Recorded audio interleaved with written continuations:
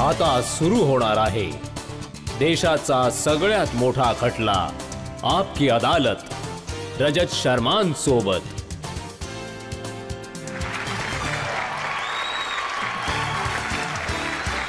नमस्कार, थँक्यू।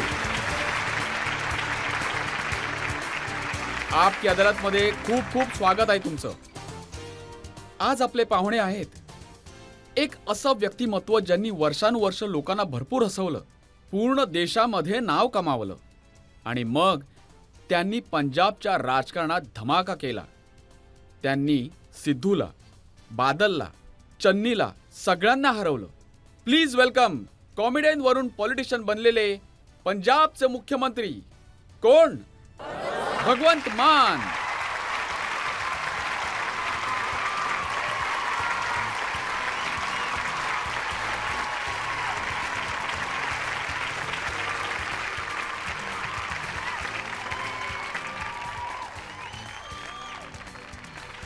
आणि या टाळ्या अशाच वाजत राहिल्या पाहिजेत, कारण आता मी आमंत्रित करणार आहे आपकी अदालतमध्ये आजचे आपले जज। आजचे आपले जज खूप खास आहेत, मोठे स्टार आहेत। त्यांच्या गायकीसाठी त्यांना अख्खं जग ओळखतं। पंजाबचे सुप्रसिद्ध गायक ज्यांनी गाणं गायलेलं दिल ले गई कुड़ी, जसबीर जस्सी।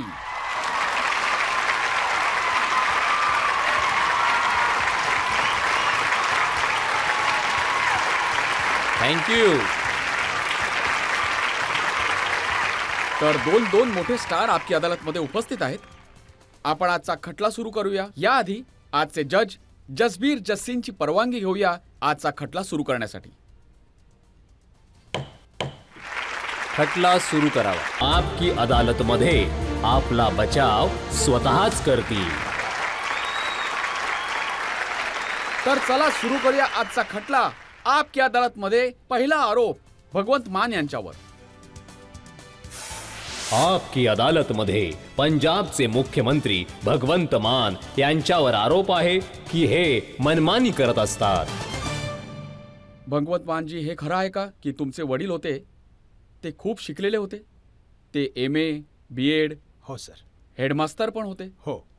पण मुलाला शिकण्यात काहीच रस नव्हता।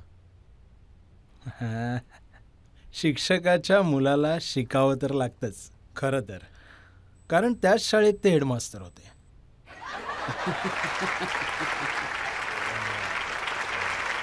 त्यामुळे खोडकरपणा करावा असं वाटलं तरी प्रत्येक शिक्षकाची नजर मुख्याध्यापकाच्या मुलावर होती। त्यामुळे माझ्या कुरबुरींना मी आतून दाबत राहिलो। माझे वडील विज्ञानाचे मास्तर होते, मग शाळा बंक करण्याचा तर प्रश्नच नव्हता। हेडमास्तर तर माझे बापू होते। तर मग हे पण होऊ शकलं नसतं की घरातून शाळेत जातो सांगून दुसरीकडे जायचं, कारण मुख्याध्यापक तर माझे वडील आहेत। ते म्हणतील कुठे गेला मुलगा। मग मला वाचनाची खूप आवड होती आणि माझे वडील गणिताचे शिक्षक होते। आजही मी गणितात वरचढ आहे। हां, ती वेगळी गोष्ट आहे की मी प्रश्न विचारत राहायचो की आम्हाला ते का शिकवलं जातं जे आमच्या आयुष्यात कधी उपयोगीच पडत नाही। अनेक तरुण बसलेले आहेत, इतके तरुणी बसलेले आहेत। तुम्ही मला सांगा, तुम्ही कधी A² + B² + 2AB फॉर्म्युला वापरून केळी खरेदी केली आहेत का? अरे बाबा, ते सायन्सवाल्यांना शिकवा। tan θ cos θ आम्हाला का?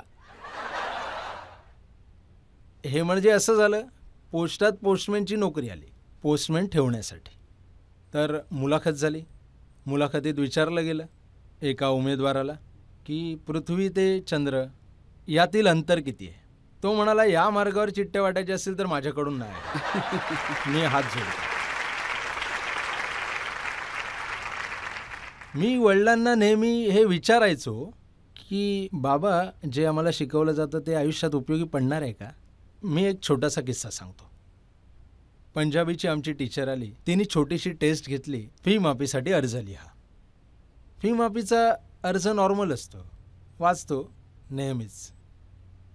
प्रति स्वल्पविराम, श्रीमान मुख्याध्यापक कॉमा, फलाना स्कूल, माझं नाव भगवंत सिंग आहे, मी 7वी शिकणारा विद्यार्थी आहे, मी 6वीतही पहिला आलो आहे, मी अभ्यासात खूप हुशार आहे, मी 7वीतही पहिला येईन, माझे वडील एक शिपाई आहेत, त्यांचा पगार खूप कमी आहे, घरात 3 बहीण भावंड आहेत, घरचा उदरनिर्वाह करणंही कठीण आहे, ते शाळेची फी भरण्यास असमर्थ आहेत. कृपया माझी संपूर्ण फी माफ करा, मी तुमचा खूप आभारी राहीन. तुमचा आज्ञाधारक रोल नंबर इतका हेच असायचं ना. तर मग मॅडमने मार्क पण दिले मला 9.5 10पैकी, व्हेरी व्हेरी गुड पण लिहिलं. पण मी आनंदी नव्हतो. त्याच सायकलवरून बाबा घरी जायचे शाळेतून. माझ्या गावापासून 3 किलोमीटर अंतरावर शाळा होती. मी जाता जाता त्यांना म्हणालो, डॅडीजी थांबा. मी म्हणालो, तुम्ही का शिकवता मला? ते म्हणाले, जेणेकरून तुम्हाला अक्कल यावी, तुम्हाला बुद्धी प्राप्त व्हावी, तुम्हाला दुनियादारीची जाणीव व्हावी, चूक आणि बरोबरचं अंतर समजून यावं. मी म्हणालो, जर मी असं म्हटलं की तुम्ही आम्हाला चुकीचं शिकवताय. ते म्हणाले, केव्हा? तर मी हा अर्ज त्यांच्यासमोर धरला. त्यांनी वाचलं तर ते म्हणाले, खूप चांगलं लिहिलं, खूप चांगलं. 9.5 10पैकी 9.5 आले, खूप चांगलं आहे. मी म्हणालो, चांगली तर आहे, तुम्ही बघितलं, पण मार्क नका बघू ना, तुम्ही हे बघा ना. पहिल्यांदा तर मी हा अर्ज लिहितोय तो तुम्हाला, श्रीमान मुख्याध्यापक यांना, आणि मध्ये लिहितोय माझे वडील शिपाई आहेत.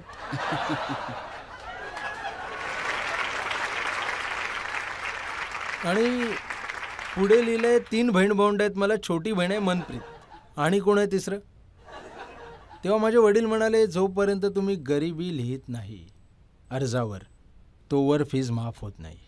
तेव्हा माझ्या तोंडून एक गोष्ट निघाली की जर यदा कदाचित माझ्या हातात असं पेन आलं की मी सिलेबस बदलू शकेन, बदलेन जे आता आलं आहे, तर मी हाच अर्ज पॉझिटिव्ह पद्धतीने लिहीन. मी हा आहे, असा आहे, माझे वडील गरीब आहेत, ते फी भरण्यासाठी असमर्थ आहेत.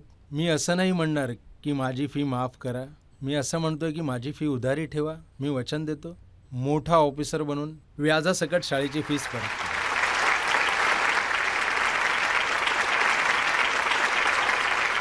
भगवंतजी, मी ऐकलंय की शाळेमध्ये तुम्ही एका कोपऱ्यात बसून सगळ्या शिक्षकांची नक्कल करायचात, मिमिक्री करायचात.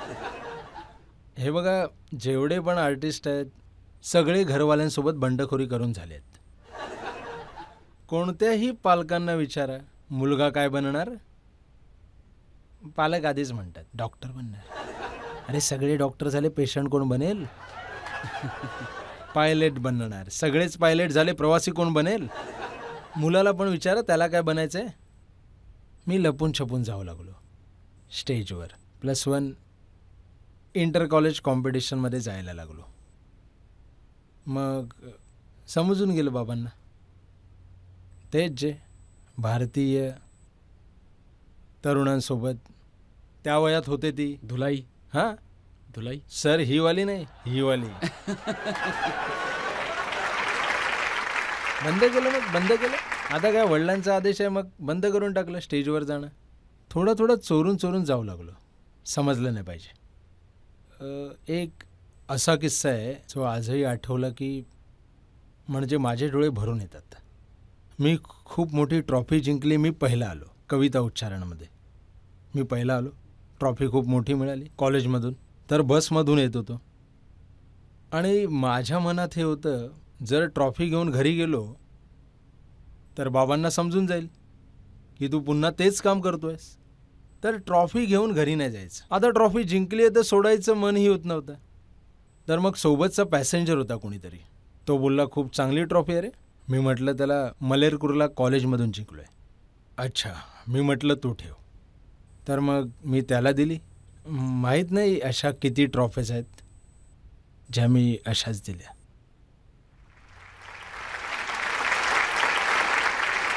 तर मी तुमच्या शोच्या माध्यमातून लाखो आईवडील बघत असतील.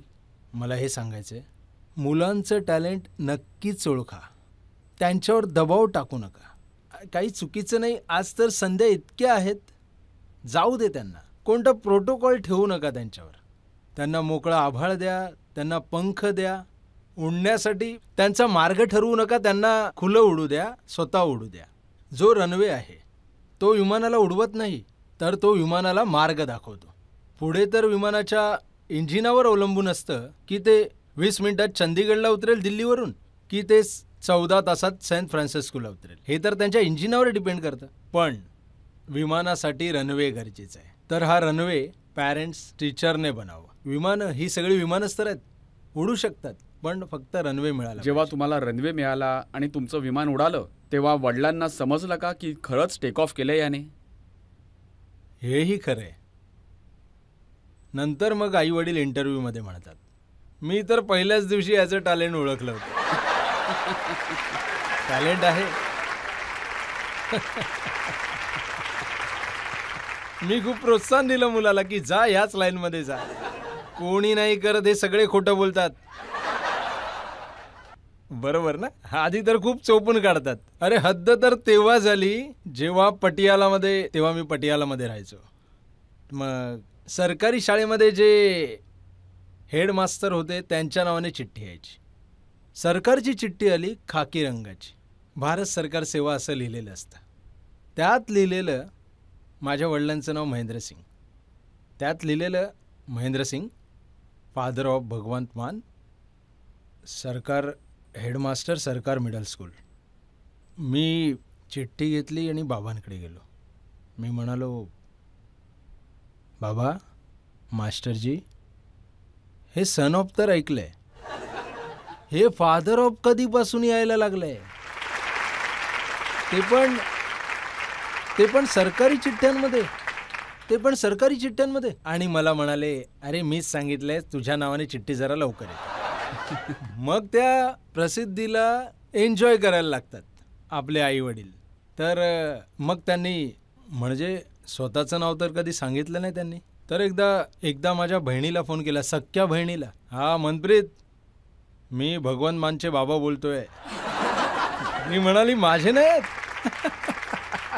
तर असं एन्जॉय. पण तुमची जी त्यावेळची कॉमेडी होती, उपहास होता, त्यात तुम्ही बातम्या पण घुसवायचात, तुम्ही त्यात राजकारण सुद्धा घुसवायचात. म्हणजे हे राजकारणी बनण्याची आवड तेव्हापासून होती? माझे बाबा MA BSc BEd होते. MA political science, BSc BEd. आणि त्यांना राजकारणाची खूप आवड होती. 2-2, 3-3 दिवस तेव्हा जे रिझल्ट यायचे इलेक्शनचे तेव्हा चिठ्ठ्या मोजायचे. तेव्हा 2-2, 3-3 दिवस रिझल्ट यायचे, तेव्हा मला बसवायचे, लिहून काढ. आजकालच्या लोकांना माहित नसेल, त्या काळी दूरदर्शनवर इलेक्शनचा निकाल यायचा आणि मध्ये मध्ये जेव्हा फिल्म दाखवली जायची तेव्हा 2-2 दिवसांपर्यंत मोजणी चालू असायची. आता कोण. तेव्हापासून मला माहिती आहे फुल फॉर्म ऑफ DMK. आणि AIDMK हा जो तामिळनाडूचा पक्ष आहे, माझ्या मते 80% जे पार्लमेंटमध्ये बसले ना त्यांना पण फुल फॉर्म माहीत नसेल. Dravida Munnetra Kazhagam, all India Dravida Munnetra Kazhagam. माझ्या वडिलांनी तेव्हापासून स्पोर्ट्सची खूप आवड होती त्यांना. हॉकीची मॅच पाहायचे, मी पण हॉकी पाहू लागलो, मी पण स्पोर्ट्स पाहू लागलो. स्पोर्ट्ससाठी तर मी तेव्हा तर दूरदर्शनच होतं. तेव्हा 4ही ग्रँड स्लॅम ही French open, Wimbledon, Australian open आणि US ओपन तेही दूरदर्शनवरच दाखवायचे. तेव्हा होते मार्टिना नवरातिलोवा, जॉन मॅकॅनरो, जो तुमच्यासारखाच लढायचा.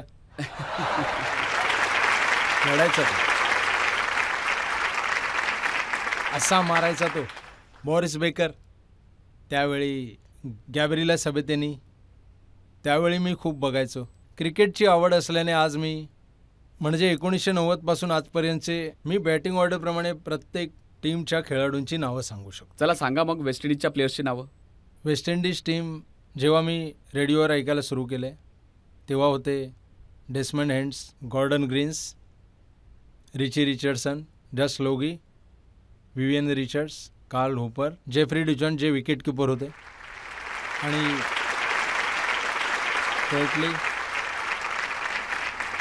Courtly Ambrose, Malcolm Marshall, Patrick Patterson. एकदम बरोबर सांगितलं तुम्ही, एकदम बरोबर.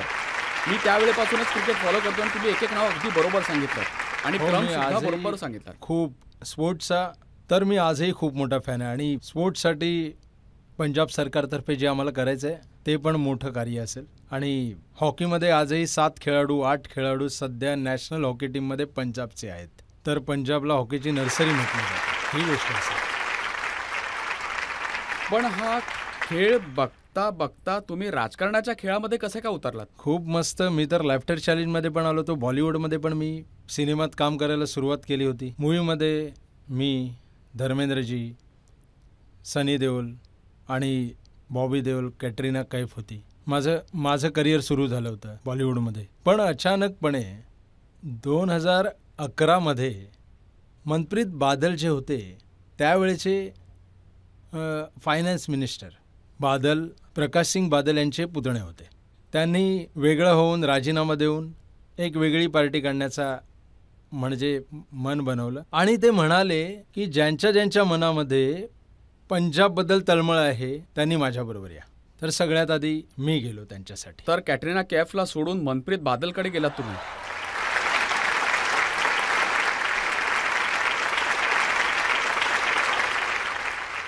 कॅटरीना कैफला सोडून पंजाब सोबत गेलो मी. आणि भगतसिंग यांचा एक शेर आहे, इश्क करना सबका पैदाइशी हक है, इश्क करना सबका पैदाइशी हक है, क्यों ना इस बार वतन की सरजमी को महबूब बना लिया जाए. तर जेव्हा तुम्ही राजकारणात आलात तर तुमच्या वडिलांनी त्यात तुम्हाला सपोर्ट केला की इथे देखील तुमची मनमानी चालली? पुन्हा तेच झालं. जेव्हा मी राजकारणात गेलो तेव्हा म्हणाले याच लाईनीत राहतो आता. मग म्हणजे ते हे म्हणायचे हे काम चांगलं आहे, ज्या कामाला ते अगोदर थांबवायचे. मग मी सांगितलं आयुष्य एकच आहे. हसणं पण तेव्हाच चांगलं वाटतं जेव्हा चुलीत आग जळत असते. आणि माझ्या डोळ्यासमोर पंजाबचा शेतकरी आत्महत्या करतोय. माझ्या डोळ्यासमोर ड्रग्सच्या आहारी आपला तरुण वर्ग जातोय. माझ्या डोळ्यासमोर इतके प्रॉब्लेम्स आहेत आणि मी सीडीज आणि शोज करून जगातून निघून गेलो तर काय उपयोग होईल? काही ना काही तरी वेगळं केलं पाहिजे. मग मी सांगितलं राजकारणच जर हे करतं तर राजकारणात जाऊन पाहूया. माझा चेहरा कोणी प्रसिद्ध केला? पंजाबी लोकांनी. माझा आवाज कोणी प्रसिद्ध केला? पंजाबी लोकांनी. तर मी माझा आवाज आणि चेहरा पंजाबी लोकांसाठीच वापरेन. आणि खरंच तुम्ही करून दाखवलं. खूप चांगले विचार आहेत तुम्ही इथे सांगितले. तर इथे एका ब्रेकसाठी थांबूया आणि ब्रेक नंतर आपकी अदालतमध्ये आरोप आणि प्रत्यारोप पुन्हा एकदा. तुम्ही मला सांगा सर, तुमचे कोणी मित्र असतील, नातेवाईक असतील, तुमचेही असतील जे मागच्या 12 वर्षापासून दिवस रात्र दारू पित आहेत, ते आता जिवंत आहेत? नाही आहेत ना? नाही आहेत ना? तर माझं कुठे लोखंडाचं लिव्हर लागलंय सर?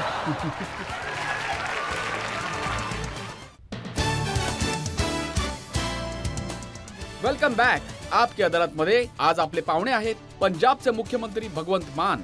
आपकी अदालतमध्ये पुढचा आरोप.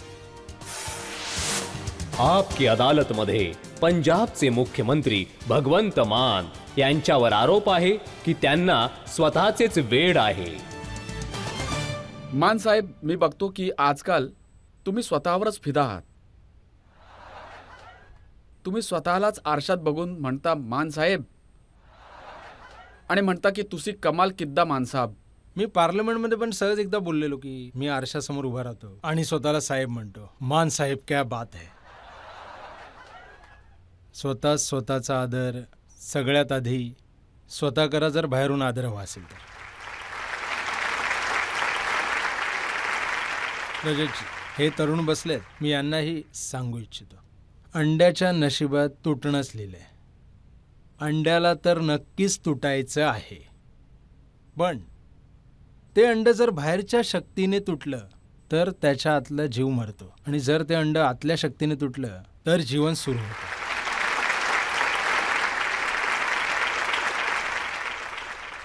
तुम्ही कोण आहात ते तुम्ही स्वतः ठरवा. नाही की बाहेरचं येऊन कोणी ठरवणार की तुम्ही हे बना, तू ते बनू शकतोस, तुझ्याने हे होणार नाही, तू ते करू शकतोस. तुम्हाला सगळं माहिती आहे की सगळ्यात मोठे जज आणि सर्वात मोठे क्रिटिक्स तुम्ही स्वतःच असता. तुमचे जज होते नवज्योत सिंग सिद्धू. हो. तर सिद्धू साहेब म्हणतात की पिवळी पगडी घालून कोणी भगतसिंग नाही बनत. भगतसिंगने तर देशासाठी आपलं बलिदान दिलं होतं. भगवंत मानने तर पंजाबला गुलाम बनवलं आहे. पण मी कधी म्हणालो मी भगतसिंग झालोय? मी तर त्यांच्या पायाखालच्या धुळीच्या बरोबर देखील नाही. 23व्या वर्षी त्यांनी बलिदान दिलं देशासाठी. मग पण आपल्या पूर्वजांना फॉलो तर करू शकतो आपण की त्यांच्या स्वप्नातला भारत कसा होता किंवा कसा असला पाहिजे होता.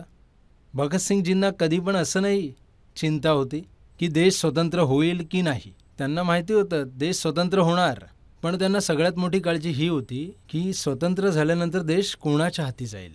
तर मग काळजी योग्य सिद्ध झाली ना, की आज पुन्हा 75 वर्षानंतर आपण बाहेरची बीजे रोवतोय, जी काढण्यासाठी भगतसिंगसारखे, शहीद उधमसिंगसारखे यांना लढाई करताना करतारसिंग, सराफा, राजगुरू, सुखदेव आपले योद्धा फाशीवर चढले इंग्रजांना देशाबाहेर काढण्यासाठी. आज आपण 30-30, 40-40 लाख रुपये ट्रॅव्हल एजन्सीजकडे उभे आहोत इंग्रजांपर्यंत पोचण्यासाठी. काय केलं मग आम्ही? भगतसिंग यांच्या स्वप्नांचं स्वातंत्र्य जर पिवळ्या रंगाची पगडी घालून जर कुठे जाते, यात तर कोणाला काही अडचण आली नाही पाहिजे. तसंही सिद्धू साहेब तर सिनियर आहेत. माझे जज होते ते लाफ्टर चॅलेंजमध्ये, आणि काही वेळेला आम्हालाच कळायचं नाही की असं आम्ही काय बोललो की ते हसायचं थांबतच नाहीत. तर म्हणजे त्यांचे वेगळे विचार आहेत, त्यांचा स्वतःचा अंदाज आहे. आता काँग्रेसमध्ये, पहिले BJPमध्ये होते, पण त्याआधी अकाली दलमध्ये पण होते, आणि त्यांचा स्वतःचा विचार आहे. एकच शेर आहे, तोच मोदींसाठी आहे, तोच आसारामसाठी आहे, तो सोनियासाठी आहे, तो मनमोहनसाठी आहे. तो कमीत कमी मी परिस्थितीनुसार तरी बोलतो ना, की आज हे नाही बोलायचं. ते तर बोलायला लागले की बोलतच राहतात. पण एकेकाळी तर तुम्ही म्हणायचात की मी त्यांचा फॅन आहे, माझे रोल मॉडेल आहेत सिद्धू साहेब. बरोबर आहे, मी क्रिकेटमध्ये फॅन आहे त्यांचा. जेव्हा ते ओपनर यायचे, आजही आहे. श्रीकांत सोबत यायचे ओपनर, तर तेव्हा क्रिकेट पाहायचो तर सिद्धू साहेबांचा फॅन होतो. यात तर तुम्हाला काहीच हरकत नसावी. पण राजकारणात मी ऐकलंय की एकदा अशी संधी होती जेव्हा अरविंद केजरीवाल त्यांना आम आदमी पार्टीचा पंजाबमधील चेहरा बनवणार होते. मी स्वतः अरविंदजींकडे ऑफर घेऊन गेलो होतो की जर नवजोत सिंग सिद्धू यांना यायचं असेल पक्षामध्ये, जर ते म्हणत असतील की मला मुख्यमंत्री बनवा, तर तुम्हाला मला विचारण्याची गरज नाही, तुम्ही बनवून टाका. मी त्यांच्या ते वरच्या पदावर राहतील, मी काम करीन. माझा उद्देश फक्त पंजाब वाचवणे. पंजाबला ड्रग्सपासून, पंजाबला हे जे आमचं ब्रेन ड्रेन होतं आहे, तरुणाई पळते आमची, तरुण कॅनडा अमेरिकेत पळतोय. मग ह्यात माझ्यासाठी कोणती खुर्ची महत्त्वाची नाही ठरत. पण त्यांनी म्हटलं की मी तिथे जाईन, तर मग आपण काय करू शकतो? बघा, तुम्ही नेहमी म्हणता की पंजाबमध्ये बदल घडवण्यासाठी आलो आहे. सिद्धूजी म्हणतात की ते बदल घडवण्यासाठी आले नाहीयेत. 1.5 वर्षात त्यांनी कोणताही बदल केला नाहीये. भगवंत माननी त्यांची फक्त पत्नी बदलली आहे.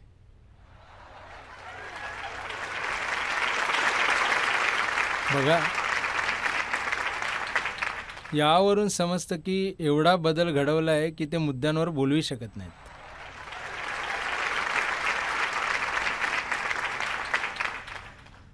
मी दुसरं लग्न केलं, कायदेशीर लग्न आहे.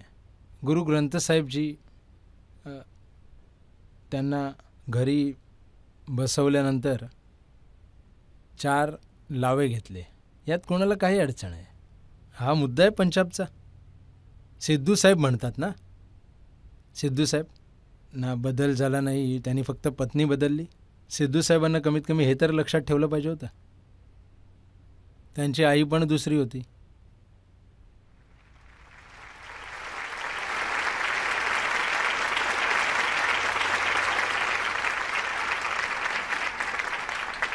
ज्यांची स्वतःची घरं काचेची असतात, ते दुसऱ्याच्या घरावर दगड नाही मारत.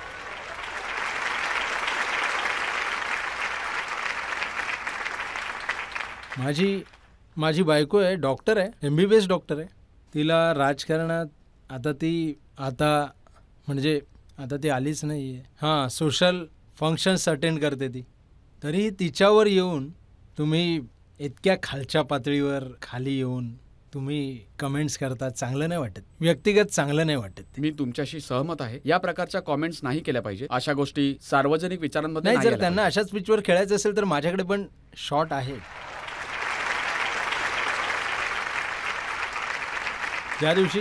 ज्या दिवशी त्यांनी वक्तव्य केलं तेव्हा जिथे जेवढे बसले होते त्यातील 80% लोकांची दुसरी आहे किंवा त्यांच्या वडिलांची दुसरी तिसरी आहे.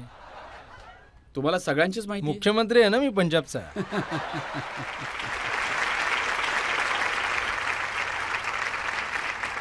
आजकाल त्यांची मैत्री बादल कुटुंबियांसोबत खूप वाढलेली आहे. ते मजिठिया साहेबांना म्हणाले की आता गळाभेट घ्यायची वेळ झाली आहे. त्यांनी तर सिद्धू आणि मजेटिया एकमेकांसोबत म्हणजे एकमेकांना शिव्या देण्यापर्यंतही जायचे. एकमेकांविरुद्ध लढले आणि दोघेही हरले. जिंकलं कोण? जीवन ज्योत कौर NGO चालवणारी आमची मुलगी जिंकली. दोघेही हरले. एका कार्यक्रमात दोघांनी मिठी मारली की या या या. लोक बघा, लोकांना आपल्याला फसवल्यासारखं वाटतं मग की यांच्या मागे लागून आम्ही आमच्या काकाशी, मामाशी, आमच्या नातेवाईकांशी आम्ही बोलणं बंद केलं की तो या बाजूला आहे, हा त्या बाजूला आहे. या दोघांचं एकत्र संघटन होतं. तर सर, जर करायचं असेल ना तर पूर्ण करा. तो शेर आहे ना की दुश्मनी करनी है तो जमके करो, मगर ख्याल इतना रहे कभी दोबारा दोस्त बने तो शर्मिंदा ना हो. पण आता दोघे खजील आहेत. मात्र या दोघांची मैत्री जी आहे ती भगवंत मान यांच्या विरोधात आहे. जी भाषा सिद्धू बोलतात तशीच भाषा सुखबीर बादल सुद्धा बोलत आहेत. सुखबीर बादलनी अलीकडेच असं म्हणाले की हा चीफ मिनिस्टर वेडा आहे.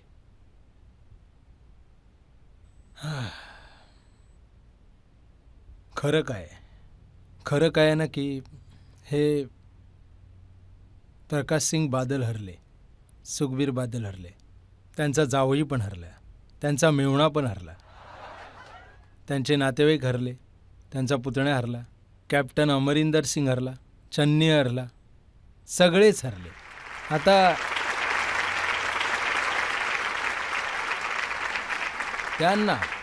त्यांना ही गोष्ट सहन होत नाही की एका शिक्षकाचा मुलगा मुख्यमंत्री कसा बनला.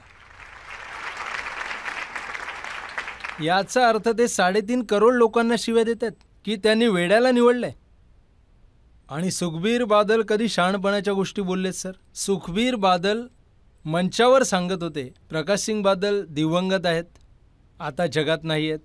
सुखबीर बादल बोलतायत स्टेजवर एकदा नाही 2-3 वेळा की इथे बसलेत सरदार प्रकाश सिंग बादल, हे माझ्या वडिलांसारखे आहेत. बादल साहेबांना सांगावं लागलं मी वडीलच आहे, वडिलांसारखा नाही. आता काय सर, हे जे आहेत ना, हे जे मोठ्या मोठ्या शाळांमध्ये शिकले आहेत ना, डोंगरावाल्या शाळांमध्ये, यांना 100च्या वरचे आकडे येतात, खालचे तर येतच नाहीत. आता जर यांना 144 करोड म्हणायचं असेल ना तर हे म्हणतात 144 करोड. 100 तर माहिती आहे पण 44ला 44 नाही म्हणू शकत आहे. तर सर हे तिथून शिकून तर आलेत, पंजाबच्या कल्चरबद्दल तर काही माहीत नाही आहे, कुणाला काहीही सांगत असतात. आता सिद्धू साहेब म्हणतात की मी ह्यांना मजनू मान म्हणतो. बोलत असतील. कोण आहेत सिद्धू साहेब? कोण आहेत? आमदार आहेत? तुम्ही त्यांना काही शिल्लकच नाही ठेवलं. सिद्धू साहेब कोण आहेत सर? काँग्रेसचे कोणी अधिकृत आहेत? नाहीयेत. काय आहेत ते? तुमचे जज, तुमचे गुरु, तुमचे रोल मॉडेल. नंतर हरलेले आहेत ते साहेब. आणि त्यांचे दुसरे साथीदार सुखबीर बादल, ते तर डेप्युटी चीफ मिनिस्टर होऊन गेलेत. त्यांनी सरकार चालवलं आहे. ते म्हणतात की भगवंत मान इतकी दारू पितात की 7 दिवस गायबच असतात.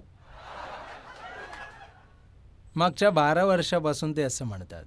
भगवंत मान दिवस रात्र दारूच्या नशेत धुंद असतात. तुम्ही मला सांगा सर, तुमचे कोणी मित्र असतील, नातेवाईक असतील, तुमचे पण असतील, जे मागच्या 12 वर्षापासून दिवस रात्र दारू पित आहेत, ते आता जिवंत आहेत? नाही आहेत ना? नाही आहेत ना? मग माझं कुठे लोखंडाचं लिव्हर आहे सर?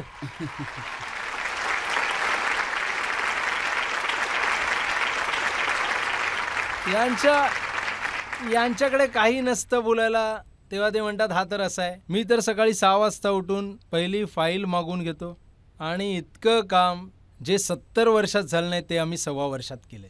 पंजाबमध्ये वीज 88% घरांमध्ये वीज मोफत येते सर. आणि त्यात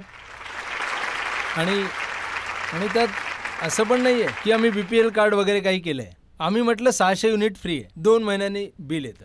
600 युनिट, तुमच्या घरी 4 AC लावले असतील आणि तरीही 600 युनिटपेक्षा कमी असेल तर तुम्हाला विजेचे बिल 0च येईल. वीज आहे माझ्याकडे पंजाबमध्ये, निर्माण केली आहे मी. झारखंडमध्ये पचवाडा कोल माईन आहे पंजाब सरकारची, 2015 पासून बंद पडलेली, ती मी चालू केली. आता पॅडी सीझन येईल, परवापासून सुरू होणार आहे. 52 दिवसांचा कोळसा पडून आहे माझ्याकडे सर. याआधी इतका कधीही कोळसा आमच्याजवळ थर्मल प्लांटवाल्यांकडे नव्हता. फक्त बातम्या यायच्या की 5 तास पुरेल एवढाच कोळसा आहे, 4 तास पुरेल इतकाच कोळसा आहे.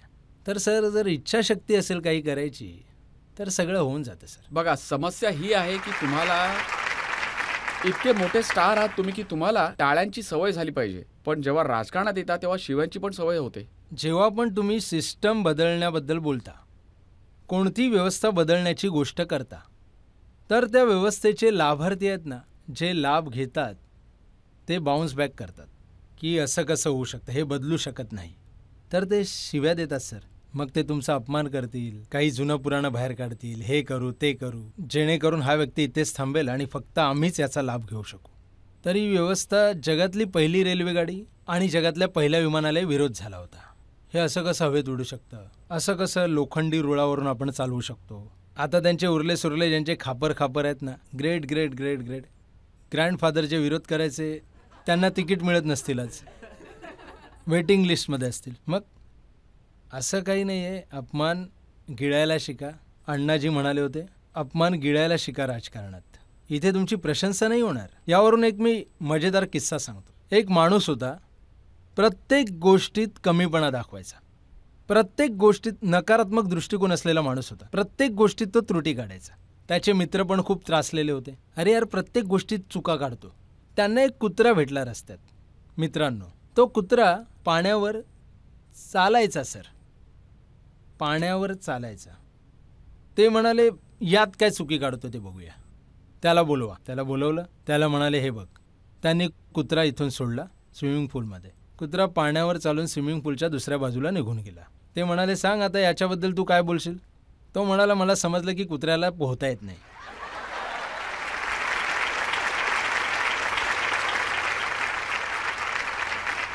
असेच आहेत हे लोक सर, जे मनात येतं ते ठरवून मोकळे होतात. अरविंद केजरीवालला शिव्या द्या, भगवंत मानला शिव्या द्या, देत राहा शिव्या तुम्ही. तुमचा स्वभावच आहे तसा तो. काम करत जा, पब्लिकसाठी काम करत जा. एकदा खूप सुंदर कविता तुम्ही ऐकवली होती, बात चली है. हो, बात चली थी, बात चली थी. 56 इंच का सीना दिखाने से बात चली थी, भारत को डिजिटल बनाने से बात चली थी, बुलेट ट्रेन लाने से. ते मग सगळं हवा झालं की काय. समस्या ये की बातच मिळत नाही. बात गेली कुठे.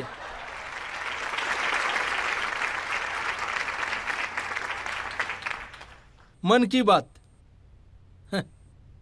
मोदी साहेबांची मनाची बात तर लोकांनी 2दा पूर्ण केली. पंतप्रधान बनवलं.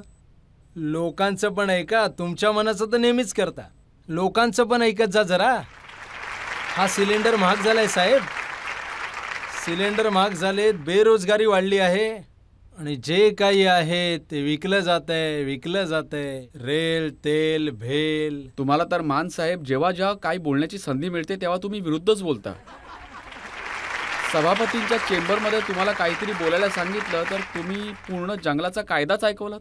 खरं तर ते विरुद्ध नसतं. जर विरुद्ध बघाल तर तुम्हाला ते सरळ दिसेल. त्या अधिवेशनात प्रचंड तणाव निर्माण झालेला. तर सभापती साहेब म्हणाले, भगवंत यार अजूनही वाटते आनंदी नाहीत सर्व, वातावरण थोडं हलकं करा ना. Laughter is best medicine. तर थोडं औषध द्या तुमचं. तर मी एक गोष्ट सांगितली, तुम्हाला पण सांगतो, थोडा तणाव कमी होऊन जाईल. निवडणूक आयोगाने जंगलात सार्वजनिक निवडणुका जाहीर केल्या.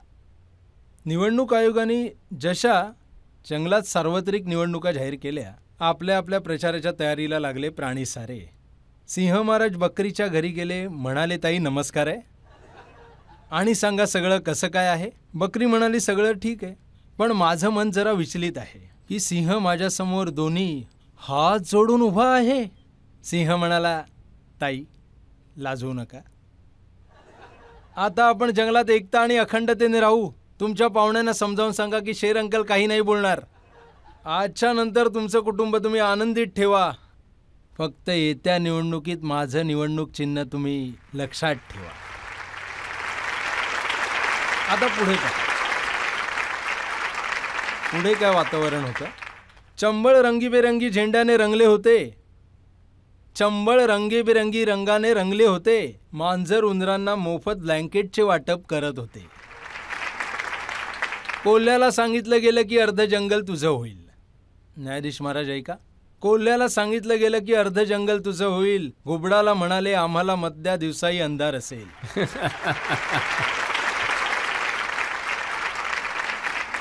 उंदरांना वचन दिलं की गरुड शिल्लक राहणार नाहीत, कारण गरुड त्यांना पंजामध्ये उचलून घेऊन जातात.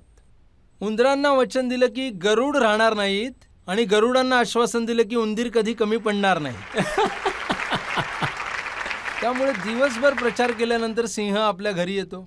माझ्या प्रिय सिंहिणी, तू संपूर्ण जंगल वेढणारी माझी राणी. सिंहीण म्हणाली, सिंहोबा नवरोबा, मला तर बाहेर शहरात जावंसं वाटतंय. आता एक मऊ मऊ नाजूकसा ससा खावंसं मनाला वाटतंय. सिंह म्हणाला, अगं प्रिये, माझ्या विनंतीला नको अंतर. ससे जितके खायचे तितके खा, पण निवडणूक झाल्यानंतर प्लीज. बरोबर. मला यामध्ये इतकंच सांगायचं आहे की लोकांना पहिली वचनं दिली जातात, नंतर 5 वर्ष एका सशाप्रमाणे वागवलं जातं की जोपर्यंत पुढची निवडणूक येत नाही तोपर्यंत त्यांना नोचत राहा. हा कर लावा, तो पण त्यांच्यावर कर लावा. प्रत्येक टॅक्स फक्त जनतेवरच का लागतो? मी या नीतिमत्तेचा आहे की जर नेत्यांना मोफत वीज मिळते, नेत्यांसाठी टोल नाके जर मोकळे आहेत, तर मग जनतेसाठी का नाही? जनतेनेच जर नेता बनवलं तर मग सगळं जनतेचंच आहे ना. पण तुम्ही एकही संधी सोडत नाही लोकशाहीवर कमेंट करण्याची. माझ्या पक्षाचे प्रमुख आहेत, त्यांनी दिल्लीमध्ये सुरुवात केली आणि महिलांना बस सेवा मोफत आहे, उपचार मोफत आहेत, शिक्षण मोफत आहे. तेव्हा मग म्हणतात जे विरोधी पक्षवाले आहेत ते की हा केजरीवाल फुकटात रेवडी वाटप करत आहे, मोफत रेवडी. मी म्हणतो की ठीक आहे, 300 युनिट वीज, थोडे उपचार, बसचा प्रवास, ही तर रेवडी वाटायला लागली. फ्रीमध्ये दिलं तर मग प्रत्येक घरात 15 लाख येतील हे पापड कोणी विकलेले? ते लक्षात नाही. तर मी तर तिथेही संसदेत पण मी हेच बोलायचो की सांगा मोदीजी, अच्छे दिन कधी येणार आहेत? तर चला जनतेमध्ये विचारूया कोणाला काही प्रश्न विचारायचे आहेत. मी एका इंटरव्ह्यूमध्ये तुम्हाला ऐकलेलं, एकदा तुम्ही विदेश जात होता, तेव्हा एअरलाइन्स पण विदेशी होती, लोक पण विदेशी होते, तर तेव्हा तुम्ही एअर होस्टेस बरोबर आपली भाषा बनवून बोलला होतात. तर तो किस्सा काय आहे तो आम्हाला सांगाल का? याचं नावही जर तुम्ही सेल्फ कॉन्फिडन्स ठेवलं तर जास्त चांगलं होईल. सेल्फ कॉन्फिडन्स कसा असला पाहिजे? मी जात होतो, न्यूयॉर्कची फ्लाईट होती, एअर फ्रान्सची, इथून पॅरिसवरून न्यूयॉर्क. तर पॅरिसवरून न्यूयॉर्कपर्यंत या बाजूला गोरे बसलेले, या बाजूला थोडे काळे बसलेले, आणि मधला मॉडेल मीच होतो. मी विचार केला 9.5 तासांची फ्लाईट आहे. मानसाहेब, 9.5 तास जर तुम्ही नाही बोललात तर मुतखडा होण्याची शक्यता आहे. काय बोलणार यांच्यासोबत 9.5 तास? तर काहीतरी करूया. तर मी जे माझ्यासोबत होते ते को पॅसेंजर आर्टिस्ट होते, ते शो करायला जात होते. मी आता म्हटलं मी एक पंगा घेणार आहे, मला माहीत नाही पुढे काय होईल ते. तुम्ही गुपचूप झोपून जा, तुम्ही माझ्यासोबत नाही जात. मी बेल वाजवली, एअर हॉस्टेस आली. Yes, may I help you. मी आपल्याकडून एक भाषा बनवून एवढा कॉन्फिडन्समध्ये बोललो. मी म्हणालो बलबिस्तेल आला, अंगलवस्ती हलस्तील आला, अलहस्तेल आला, अलहस्तेल आला, उलवस्तेल आला, बुलबस्ते. ती म्हणाली पार्डन. मी म्हणालो अंग्लिस्तेल आला, बुलस्तेल आला, भुलस्ता, अलहस्तेल आला, उरस्तील आला, इमलिस्तीवाला, भुलस्ती. ती म्हणाली sorry sir, I can't understand your language. मग मी बॉडी लँग्वेजमधून रागावलो.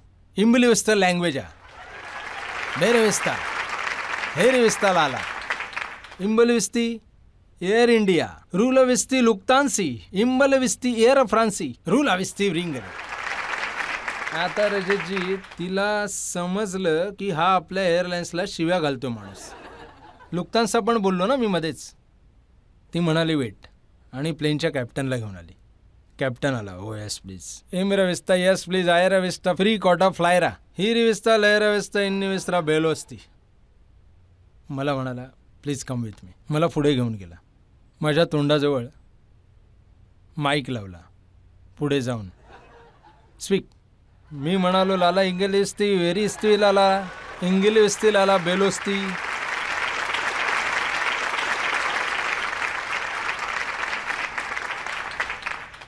तर माझ्या आवाजाची पूर्ण फ्लाईटमध्ये अनाऊन्समेंट झाली.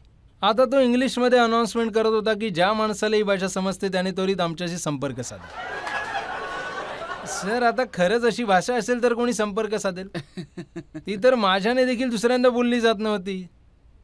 मी पण एकच शब्द लक्ष ठेवला बेलोस्ती शेवटचा. त्यामुळे त्यांना वाटेल की एकाच गोष्टीवर अडलाय. मला म्हणाला तुमचं सामान कुठे आहे? मी म्हटलं गिरगिस्ते. Ticket up. मला फर्स्ट क्लासमध्ये घेऊन गेले. पहिल्यांदा असं झालेलं. पहिल्यांदा हा सेवा सुरू झाली माझी. मी जे मागीन ते माझ्यासाठी येत होतं. मागून एक एअर हॉस्टेस आली. माझ्याकडे एक चिठ्ठी दिली तिने. ती म्हणाली युअर को passenger has send for you. त्यावर पंजाबीमध्ये लिहिलेलं यार सानू भी इथे बुलाला.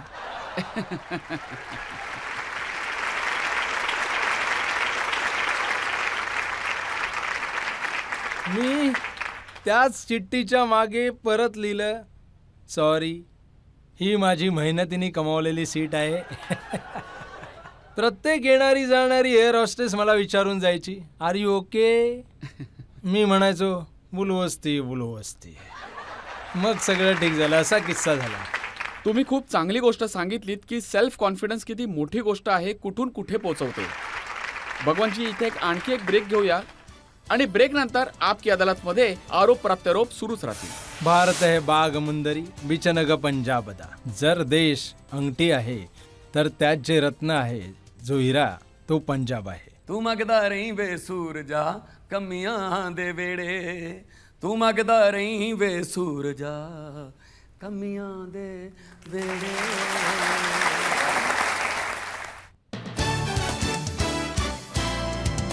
Welcome back. आपकी अदालतमध्ये आज आपले पाहुणे आहेत पंजाबचे मुख्यमंत्री भगवंत मान. आपकी अदालतमध्ये पुढचा आरोप. आपकी अदालतमध्ये पंजाबचे मुख्यमंत्री भगवंत मान यांच्यावर आरोप आहे की हे दुटप्पी आहेत. तुम्ही राजकारणावर खूप बोलत होते. पंजाबच्या राजकारणात असलेल्यांचं असं म्हणणं आहे की तुम्ही माजी आमदार आणि माजी मंत्री असलेल्या 122 आमदार आणि मंत्र्यांची सुरक्षा काढून घेतली आहे. सर सुरक्षा रक्षक घेऊन तो सिक्युरिटीचं काम तर करत नाही. सिक्युरिटीवाले पंजाब पोलिसांचे आताही आहेत अधिकाऱ्यांकडे. आम्ही लागलो आहोत शोधायला. त्यांच्या मशीनची सुरक्षा करतात. त्यांच्या कोंबड्या पाळतात. घरातील सर्व कामं करतात. मुलांना शाळेत सोडायचं आहे. तू सुरक्षा कशासाठी घेतलीस भाऊ? एवढा धोका कसा? त्यांचं म्हणणं आहे की आमच्या जीवाची पर्वा तर सोडली पण मान साहेबांनी स्वतःच्या आणि कुटुंबाच्या सुरक्षेसाठी 1000 अधिकारी आणि सैनिक तैनात केले. त्यांना सांगा मला 1000 जणांची लिस्ट द्या म्हणून. ठीक आहे. कोणते 1000? हे प्रोटोकॉलमध्ये जेवढे असतात ना तेवढे पण मला. सगळे म्हणतात की सिद्धू मुसेवालाची हत्या यामुळेच झाली कारण त्याची सिक्युरिटी कमी केली गेली होती आणि अनाऊन्स पण केलं होतं. ज्या दिवशी त्यांचे ही घटना झाली त्यावेळी त्यांच्या घरी 2 गनमॅन होते. त्यांना सोबत नाही घेऊन गेले. त्यांच्याजवळ स्वतःची बनवून घेतलेली बुलेट प्रूफ गाडी होती. ती पण घेऊन नाही गेले. तर कारण फक्त इतकंच नाही आहे. हां मृत्यू खूप कोणाचाही हो तो खूप दुःखदायक असतो. त्यांचे जे 29 जे आहेत गँगस्टर आहेत ते पकडले गेले. 3 एन्काउंटरमध्ये मारले गेले. 3000 पानांचं जे आहे आरोपपत्र दाखल केलं. आम्ही आमच्याकडून माझं काही कुठे ते तसं नाही आहे सर.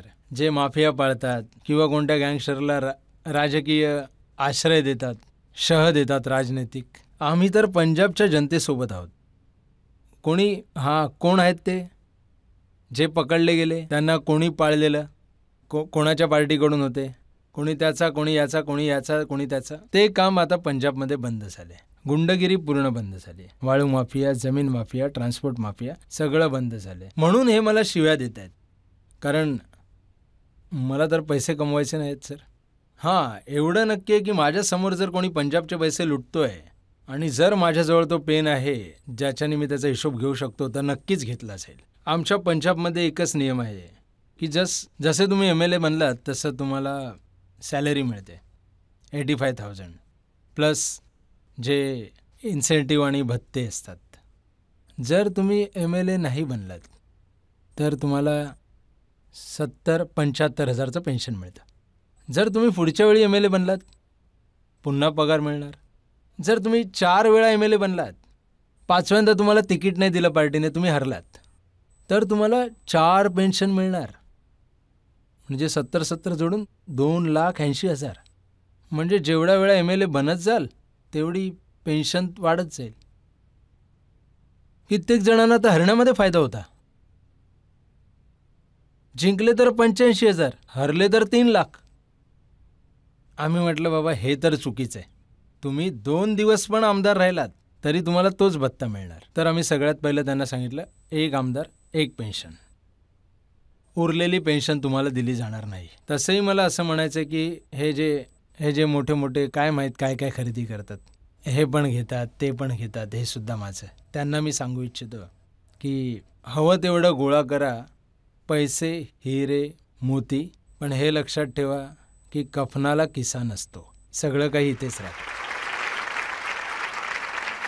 मी तुमच्यासमोर एक उदाहरण आहे. कधी विचार केलेला नाही आयुष्यात की छोट्याशा गावात मशीनची शेपटी पकडून पोहायला शिकलो आम्ही. जेव्हा तलावात म्हशी जायच्या तर मी आजही तिथे जातो. माझी आई तिथेच राहते, गावात येत जात राहते. आणि माझ्या आईची एक गोष्ट मला खूप आवडते. काही TV वाले आले माझ्या आईची मुलाखत घ्यायला गावच्या घरी. मागच्या एका भिंतीला बघून तिने म्हटलं, तुम्ही मुख्यमंत्र्याच्या आई आहात, ही भिंत बघा काय अवस्था हिची, थोडं हिला ठीक करून घ्या. तेव्हा माझी आई म्हणाली, शेतात घर नवीन बनव, भगवान तिथे बनवेल, इथे हातोडा नाही चालणार.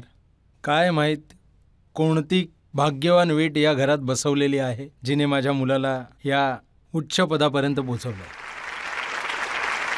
त्या विटेवर मी हातोडा नाही चालवू देणार. तर आम्ही तर 2 टाईम प्रार्थना करणारे लोक आहोत सर. गाडीच्या खाली येऊन जर कोणी चिमणी किंवा कबूतर मेलं तर तिथेही 2 मिनिटाचं मौन पाळणारे लोक आहोत. म्हणूनच तर जी ते लोक म्हणतात की जो म्हशीची शेपूट पकडून तलावात घेऊन जात होता तो आज मुख्यमंत्री बनला, डोकं तर फिरणारच ना. मला पत्रकारांनी विचारलं की मुख्यमंत्र्याच्या सीटवर बसून भल्या भल्यांची बुद्धी भ्रष्ट होऊन जाते, तुमची बुद्धी का ना भ्रष्ट झाली? तर मी म्हटलं एक फरक आहे. ते जे असतात ना ते खुर्चीवर बसून प्रसिद्ध होतात.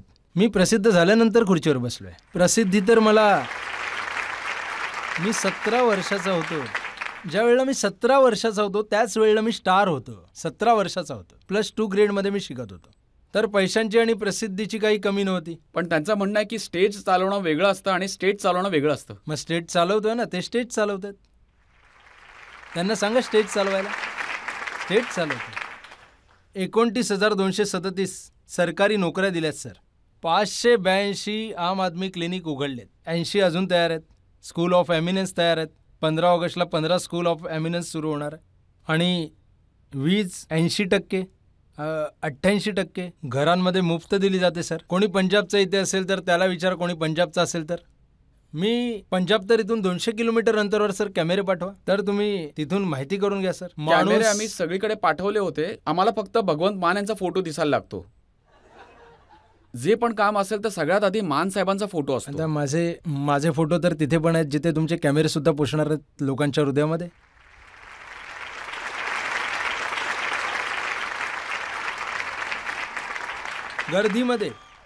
गर्दीमध्ये इतके चेहरे बघितलेत, पण एका चेहऱ्याच्या पाठी एवढी गर्दी नाही बघितली. सर प्रेम करतात लोक. आजच्या जमान्यात सुद्धा लोक इतकं प्रेम करतात की मी जातो, फुलांनी माझी पगडी भरून जाते. फुलं उधळतात. गाडीमधून फुलं बाजूला करून बसायला जागा मिळवावी लागते. ज्या माता असतात त्या डोक्यावर हात ठेवून आशीर्वाद देतात, आशीष देतात. बहिणी आशीर्वाद देतात, तरुण मुलं असं खांद्यावर हात ठेवून सेल्फी काढतात. आजच्या जमान्यात पॉलिटिशियनला मी स्वतःच विचार करतो की हे भगवंत माना, काय पूर्वजन्मीचे पुण्य केले होतीस की ह्या जमान्यात इतकं प्रेम करतात. नाहीतर दुसऱ्या पार्टीचे आहेत पॉलिटिशियन, त्यांच्यावर एकदा हात मिळवला की हाताची बोटं मोजावी लागतात की आहेत की कमी झालीत. म्हणूनच सर बघा, हीच तर आठवण काढण्यासारखी गोष्ट आहे की जेव्हा बादल साहेबांचा फोटो छापला जायचा किंवा अमरिंदर सिंग यांचा फोटो छापला जायचा, तुम्ही म्हणायचात की पैसा फुकट चाललाय.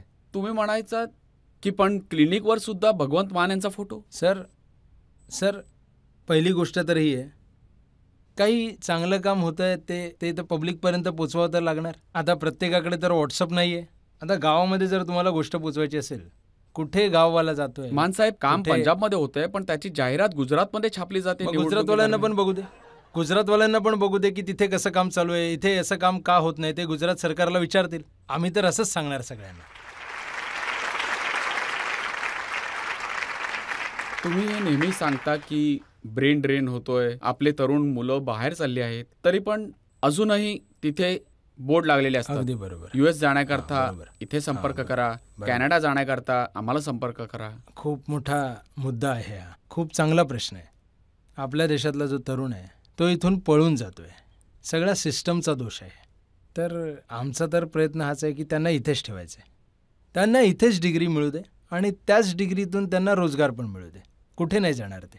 विदेशात जाणं काही सोपी गोष्ट नाही सर. आता तुम्ही बघत असाल तर 600-700 स्टुडंट आहे, त्यांच्यावर तलवार लटकते, त्यांना डिपोर्ट करणारे कॅनडावाले, कारण चुकीचे डॉक्युमेंट्स घेऊन कॅनडामध्ये स्थायिक झालेत. का जात आहे? आईच्या कानातले विकून, वडिलांची जमीन विकून. तिकडे सिस्टम आहे, तिथे शिस्त आहे. आमच्या इथे मी प्रयत्न हा करतोय इथेच नोकऱ्या उपलब्ध करायच्या. आता याच्या अगोदर काय व्हायचं ना की पंजाबमध्ये जी इंडस्ट्री होती ती परत गेली. जे पण उद्योजक तिकडे जायचे, मी ते फॅक्टरी सेट करणार, त्याच्या अगोदर विचारलं जायचं की माझे किती. म्हणजे तो जो MOU जो फॅमिली बरोबर करायला यायचे. आता MOU 3.5 कोटी लोकांबरोबर होती. टाटा येणार आहे, मोठी, सर्वात मोठी जमशेदपूरनंतर लुधियानामध्ये. किती हजारो तरुणींना कामं मिळतील. JSW आलंय, वर्धमान आहेच आमच्याकडे, हिरो आहे ऑलरेडी, आणि गुगल येते, वंडरला येते. खूप मोठ्या इंडस्ट्रीज आणतायत पंजाबमध्ये, त्यांना इन्सेंटिव्ह देत आहेत. म्हणजे पंजाब तर पहिल्या दिवसापासूनच रोल मॉडेल बनलाय देशासाठी. हा रोल मॉडेल आहे की ड्रग माफिया कानाकोपऱ्यात पसरलेला आहे पंजाबमध्ये. गल्लीमध्ये तरुण मुलं नशेच्या आहारी जात आहेत. हे बघा, याच्या मागे खूप मोठी कहाणी आहे. कारण बॉर्डर स्टेट आहे. पहिलं पंजाब फक्त ट्रान्झिट स्टेट होता ड्रगसाठी. तिकडून ड्रग यायचे आणि मग मुंबईमध्ये वगैरे जायचे. आता ते काय झालं की ते कन्झ्युमिंग स्टेट बनलं आहे. आपल्या तरुणांमध्ये ड्रग्स चालते खूप. त्याचं कारण आहे बेरोजगारी. जर त्यांना काम मिळालं तर बिलकुल ते इथे तिथे जाणार नाहीत. आता मी खेळाचं सुरू केलं आहे. आता आम्ही पंजाब पोलीसमध्ये भरतीसाठी प्रत्येक वर्षी घोषणा करून टाकले की 2200 मुलं रुजू केली जातील. म्हणजे ते तयारी करतील, त्यांचा वेळ ते शरीरावर प्रेम करतील, त्यांचा तो वेळ चुकीच्या संगतीत जाणारा. तो टाईम आपण कुठे चांगल्या ठिकाणी लागला तर ते नाही जाणार. तर ह्याला करायचं आहे, व्यवस्थित करायचं आहे आणि पंजाबला पुन्हा पंजाब बनवायचं आहे सर. कॅलिफोर्निया, लंडन, पॅरिस नाही बनवायचं आहे सर. आम्हाला आमचा पंजाब गुरु आणि पीर संतांची धरणी, शहीदांची धरणी, आम्हाला पुन्हा पंजाब बनायचं आहे. आणि पंजाब म्हणजे तो आहे ना, ते भारत आहे वांग मुंदरी बिचनक पंजाबदा. जर देश अंगठी आहे तर त्यात जे रत्न आहे तो हिरा पंजाब आहे. त्या रत्नाची थोडीशी झलक जी आहे, थोडी फिकी झाली होती, ती परत चमकवणार सर.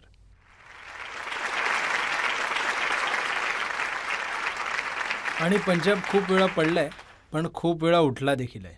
तर सुरजित पात्रा यांचा शेर आहे की होया की पतझड़ आई, तू अगली रुतबीचे यकीन रखी, मैं लव खिलो नाके तो कलमा, तू फुलना जोगी जमीन रखी.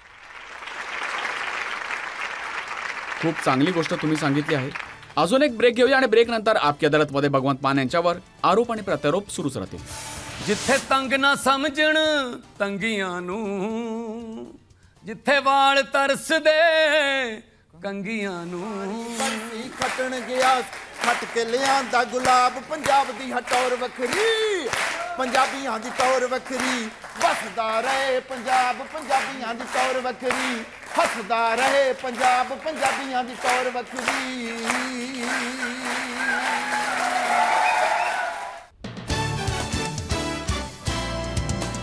वेलकम बॅक आपकी अदालतमध्ये आज आपण खटला चालवतोय, प्रश्न विचारतोय पंजाबचे मुख्यमंत्री भगवंत मान यांना. आपकी अदालतमध्ये पुढचा आरोप. आपकी अदालतमध्ये पंजाबचे मुख्यमंत्री भगवंत मान यांच्यावर आरोप आहे की हे कठपुतळी मुख्यमंत्री आहेत. मान साहेब, तुम्ही किंग ऑफ कॉमेडी होतात. लोकांनी तुम्हाला किंग ऑफ पंजाब बनवलं. Singh is king. पण राहुल गांधी म्हणतात की हे किंग तर कठपुतली निघाले, ज्याला केजरीवाल नाचवतो. कोण कोण म्हणतं? राहुल गांधी. तर पंजाबमध्ये राहुल गांधीचा पक्ष कोण चालवतं? काय राहुल गांधी मोघामधून आहेत? भटिंडामधून आहेत? आमची नॅशनल पार्टी आहे. आमच्या पार्टीचं नॅशनल ऑफिस दिल्लीमध्ये आहे. तिथूनच तर निर्णय होतात. तिथूनच सगळं काही कार्यकारिणी मंडळ बसते. नाही, ते आमचं- म्हणत होते की भगवंत मान यांचा खूप मान ठेवतो, सन्मान करतो. त्यांनी हा प्रयत्न केला पाहिजे की कोणत्याही रिमोट कंट्रोलने पक्ष चालणार नाही. राहुल गांधीने आधी आपली काँग्रेस नीट चालवावी.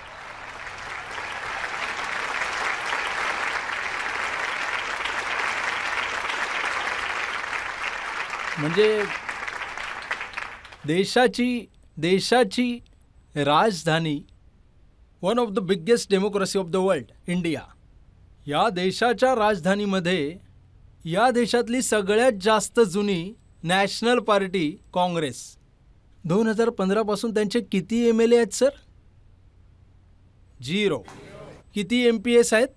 0. राज्यसभेत किती आहेत? 0. एवढंच नाही तर ज्या एरियामध्ये राहुल गांधी, सोनिया गांधी आणि सगळे काँग्रेसवाले, BJPवाले यांची घरं आहेत, तिथे MLA कोण आहेत? अरविंद केजरीवाल. नवी दिल्ली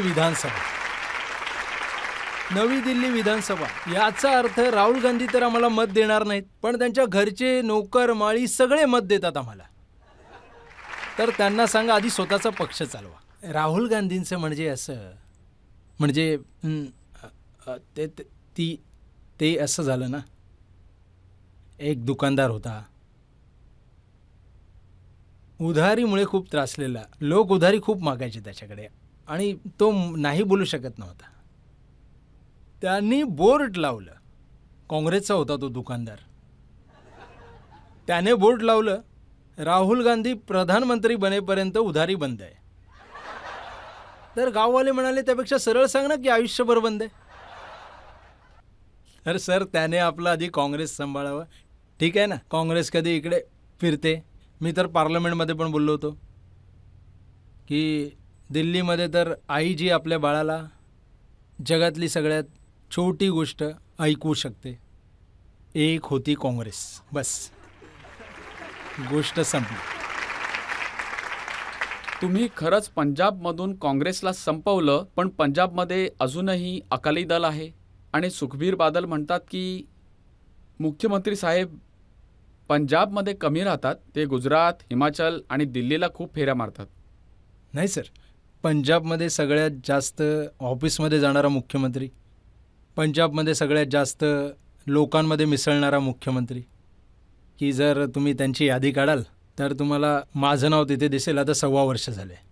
याआधी काय व्हायचं, हे मोठ्या मोठ्या घरातले, या मोठ्या मोठ्या त्यांच्या घरातल्या भिंती, हे मुख्यमंत्री बनून आतून आपल्या घराचे दरवाजे बंद करून घ्यायचे, कडी लावून घ्यायचे, की बाहेरची जनता आमच्या जवळ किंवा आसपास पण येणार नाही. त्यांना माहीत पण नाही पडलं. आणि तुम्ही आधी म्हणालात की लोकांनी त्यांच्या घरांना बाहेरूनच कड्या लावल्या की तुम्ही आता बाहेरच येऊ नका.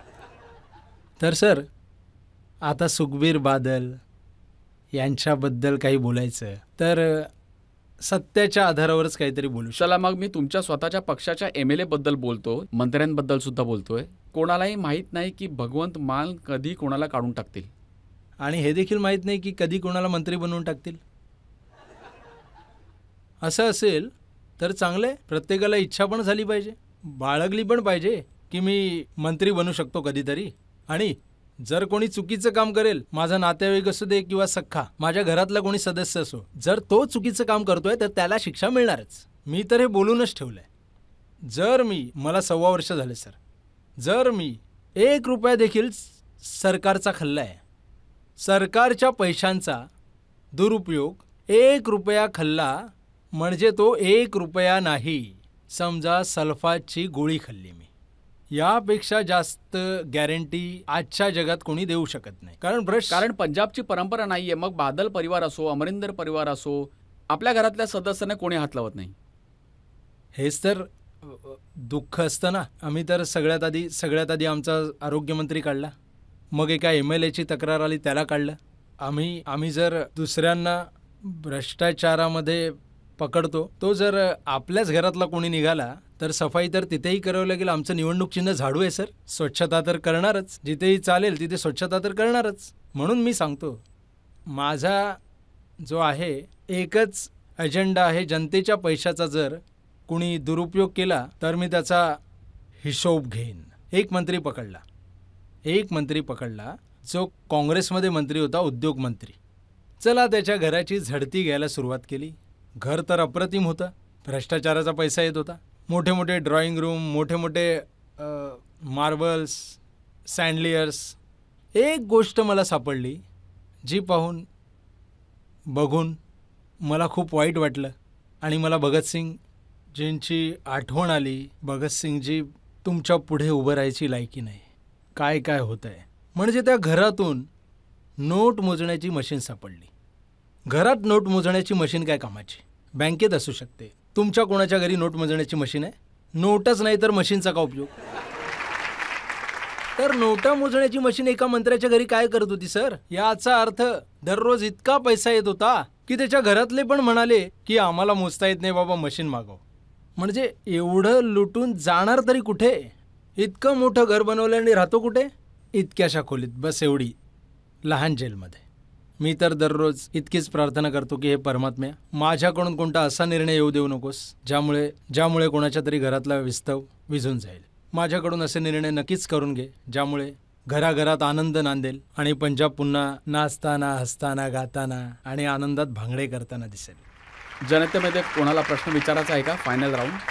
सर, मी तुम्हाला कायम गाणं गाताना ऐकलेलं आहे, तर माझी एक फरमाईश आहे की तुम्ही आज आम्हाला एक गाणं म्हणून दाखवाल. संतराम उदासी जे मोठे शायर आहेत ते मी तुम्हाला गुणगुणून खूप उशीर झालाय, पण काही हरकत नाही.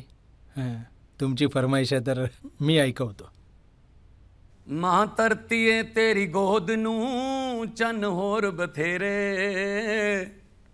नी मां धरतीए तेरी गोद नूं चन्न होर बथेरे, तू मंगदा रही वे सूरजा कमियां दे वेड़े, तू मंगदा रही वे सूरजा कमियां दे वेड़े, जिथे तंग ना समझण तंगियां नूं, जिथे वाल तरसदे कंगियां नूं, जिथे मिलन अंगूठे संगियां नूं, नक वगदे अखां चुन्नियां ते दंद करेड़े, तू मंगदा रही वे सूरजा कमियां दे वेड़े, तू मंगदा रही वे सूरजा कमियां दे वेड़े, जिथे जमदा बंदा सीरीए टकियां दी मीरी पीरीए, जिथे करजे हेठ पंजीरीए, बापू दे करज दे सूद पुत जमदे जेड़े, तियां होंके भरदियां आसमान जुडेरे, तू मंगदा रही वे सूरजा कमियां दे वेड़े, तू मंगदा रही वे सूरजा कमियां दे वेड़े. वाह. भगवंतजी, आपकी अदालतमध्ये आज आम्ही तुमची खूप रूपं बघितली. तुमचं कॉमेडियनचं रूप, तुमचं पॉलिटिशियनचं रूप आणि आता हे सिंगरचं रूप, तुमचं कवीचं रूप. आणि सगळ्यात चांगली गोष्ट आम्ही पाहिली, एक हृदय जे पंजाबच्या लोकांसाठी धडधडतं. आभारी आहे सर. आपण आता एका ब्रेकसाठी थांबूया आणि ब्रेक नंतर ऐकूया आपकी अदालतमध्ये आजचे जज, प्रख्यात सिंगर, पंजाबचे खूप मोठे स्टार जसबीर जस्सी यांचा निर्णय आजच्या खटल्यावर. लोकांना नेहमीच बोलताना ऐकलंय, जिवंत राहिलो तर पुन्हा भेटू, पण या पंजाबी हृदय सांगतंय की भेटत राहिलो तर जिवंत राहू. खूप खूप आभार.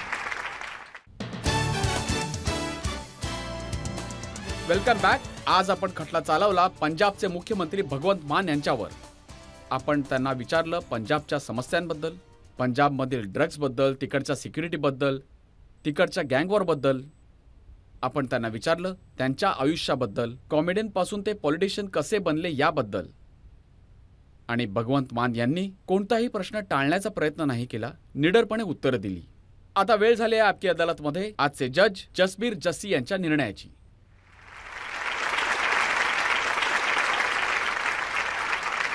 मला असं वाटतं की बऱ्याच प्रतीक्षेनंतर अनेक शतकांनंतर एक मुख्यमंत्री पंजाबला लाभले आहेत, ज्यांची नियत एकदम साफ आहे, इमानदार आहेत आणि पंजाबबद्दल विचार करतात.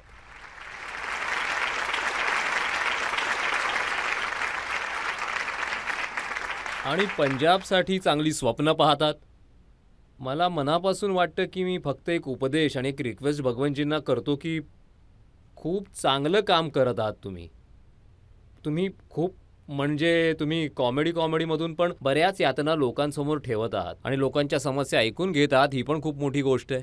तुम्ही फक्त पंजाबच्या तरुणांना एक चांगलं आरोग्य द्या, त्यांना आणखीन ताकद लावून या ड्रग्स सिस्टीम मधून बाहेर काढण्याचे प्रयत्न करा, जेणेकरून पंजाब जो आहे, कारण पंजाबला तुमच्यापेक्षा कोणी जास्त ओळखू शकत नाही. तुम्ही पंजाबच्या मातीतली व्यक्ती आहात, पंजाबच्या संस्कृतीमधली व्यक्ती आहात, पंजाबी तुमची मातृभाषा आहे, तर तुम्ही पंजाबला योग्य प्रकारे समजू शकता. पंजाबला पुन्हा एकदा पंजाब बनवण्यासाठी जे प्रयत्न करत आहात त्यात आणखीन जोर लावून रंगीला पंजाब करून टाका. मी तुम्हाला रजतजी, हो सर, इंडिया टीव्हीचे खूप आभार मानतो की मला इज्जत आणि मान दिला. आणि मी एक शेर ऐकून आज या न्यायालयातून निरोप घेतो की लोकांना नेहमीच बोलताना ऐकलंय की जिवंत राहिलो तर पुन्हा भेटू. लोकांना नेहमीच बोलताना ऐकलंय जिवंत राहिलो तर पुन्हा भेटू, पण या पंजाबी हृदय सांगतंय की भेटत राहिलो तर जिवंत राहू. हो, जिवंत राहू. खूप खूप आभार.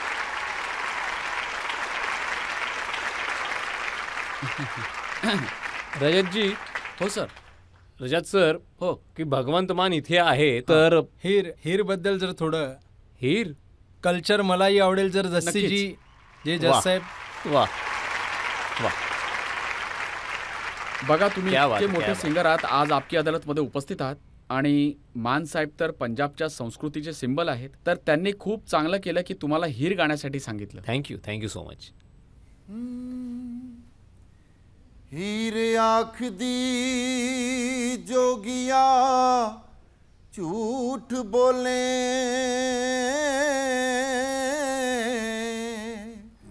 कौन रुठड़े यार मनाम दाई,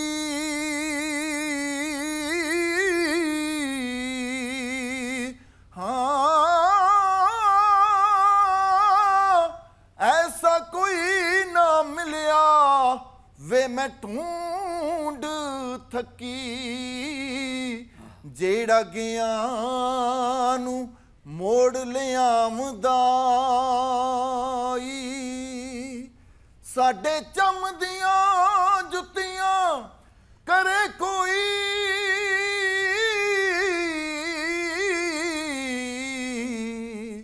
जेड़ा जीव दा रोग गवामदाई, हो भला दस खाचरी विछुनिया नू. किती सुंदर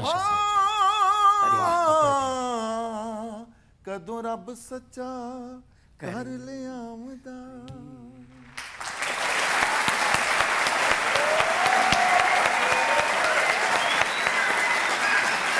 बारी बरसी खटन गया सी खट के लियांदा गुलाब, बारी बरसी खटन गया खट के लियांदा गुलाब, पंजाब दी हटौर वखरी, पंजाबियां दी तौर वखरी, बसदा रहे पंजाब पंजाबियां दी तौर वखरी, हसदा रहे पंजाब पंजाबियां दी तौर वखरी.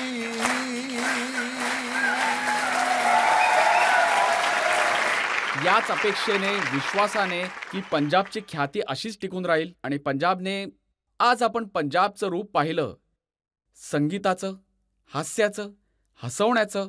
पंजाब असाच हसत खेळत राहो नेहमी, या आशेने, याच विश्वासाने मी तुमच्याकडून रजा घेतो. पुढच्या आठवड्यात पुन्हा भेटूया एक नवीन व्यक्तिमत्वासह. तोपर्यंत नमस्कार.